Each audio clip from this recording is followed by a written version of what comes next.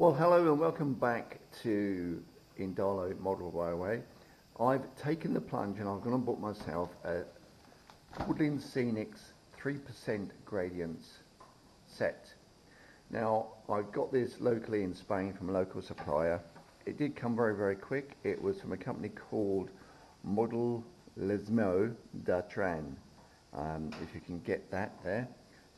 Good company, they hold a lot of good stuff in stock on their website. This was 38 euros though, delivered, but I think it's well worth it for what I'm going to get out of it. So I'm going to be unpacking this now, put it on my layout, and I'll start to do the gradients, and I'll let you know how it all goes along the way.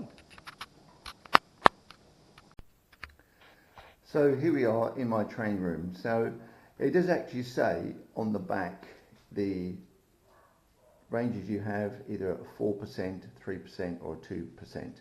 Now, because I had roughly about 12 foot, if you follow that round, all the way around the back, up to where those bridges are, that's where I needed to get to, about 3 inches. That's roughly what these are here, the depth I've measured. So I'm not going to need the full 4-inch height, but I have measured a train can go underneath these if I was to put them across the track, but I really just want to put that as a suspension bridge. It will come around here, maybe through a mountain. I can actually have a mountainscape here, and it'll then go on, eventually connect to something else. That'd be another project. But really what I'm trying to point out here is from here all the way around I had about 12 foot, and on the back here it is actually say 3% incline. It will actually go over 12 feet, so that should be fine for really what I want. But hopefully as well, the 3% incline is not too steep for my locos. Even my little shunter might be able to go up there as well. If I could have, and if you can, always go for a 2% gradient. If you've got the distance, that's 16 foot, you can actually then span it over. Okay, I'm going to put it on the track now and let you see what it looks like. Okay, so hopefully you can see all of the layout now. I've moved my 2 ovals here over to really accommodate for what I'm going to now lay out. So I'm doing this all live, so part of the unboxing as well. Really nice stuff, really flexible, as people have said on the other videos I've watched. So I've just got to now lay this out. I know this is going to be the start. This is the thin one, and it does start around about here, and then just take it gradually around a bend as it goes up, I suppose, like that. So I'm going to lay out roughly how it should be. Limited for space here at the moment. Oh, that's probably not the right one. A little bit like a jigsaw puzzle, this is as well. I've got to just go through